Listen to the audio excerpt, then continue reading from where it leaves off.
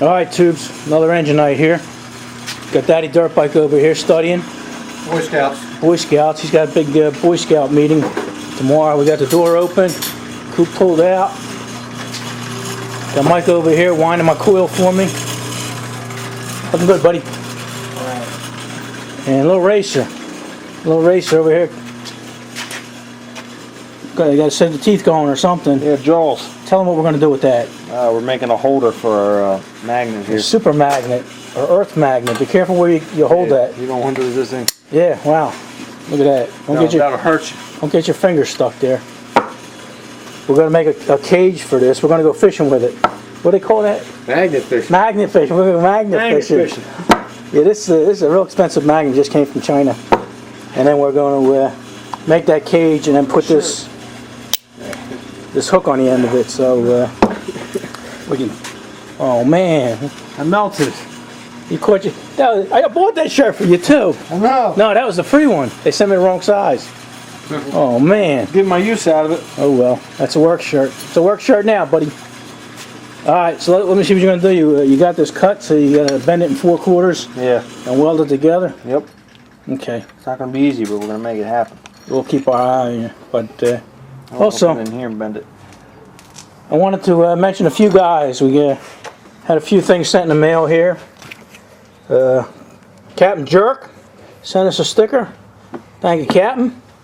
And 231 Flash, he sent these a while back. I still haven't put them up. I'm going to put them on the garage door. But I want to get a piece of plastic or something so they stick to it. Yeah, Flash, he sent us a nice one. He sent us a big one. And then 2 baby ones so we can put them on the truck or something. And then Dizzy? You Dizzy sent us some a while back. This is his old one, his old sticker. And then his Wicked Pizza. Wicked Pizza. Everybody thinks it's Wicked Pizza, but it's Wicked Pizza. All right, we got that. And then get these out here. Somebody, Mike Davis sent these to us. The official ruler. Yeah, let me get a good look at that. Tilt it down a little because we got a glare going. There we go. But these are real well-made scales. And he sent 6 of them. 6 of them, one spare and one for each one of the guys. So we want to thank you there, Mike, and Dizzy, and Captain Jerk, and everybody for sending them. So we appreciate that. Hey, buddy. And we'll keep our eye on Lil Racer and see how he makes out with his cage. Whoa. Let me see what you got there. Put it back in. Okay, turn around. Yeah. The cradle.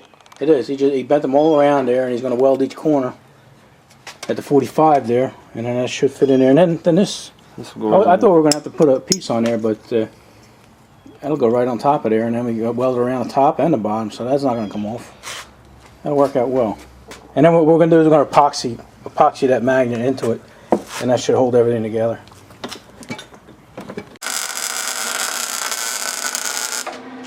Racer's welding his bolt. What do we call that? Eye hook, an eyelet. Eyelet. Welding the eyelet on here. Eyelet. Alright, go ahead, buddy. That's right, tube.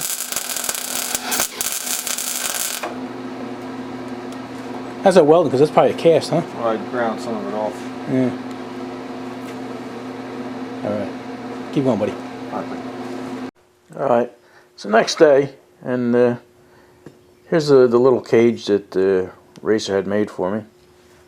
We drilled some holes in the side here to give the epoxy something to grab, and then on the inside here I ground it all up so the epoxy will grab inside there. But like I say, it's the next day, and Mike's almost finished his coil. Mike's been working on this for about 4 weeks for me now, you know, because he only comes in, he only gets about 2 hours or so to work on it. So like I say, he put about a month in on this so far, and while he's doing this, he hasn't been able to work on his little engine over here, his radial.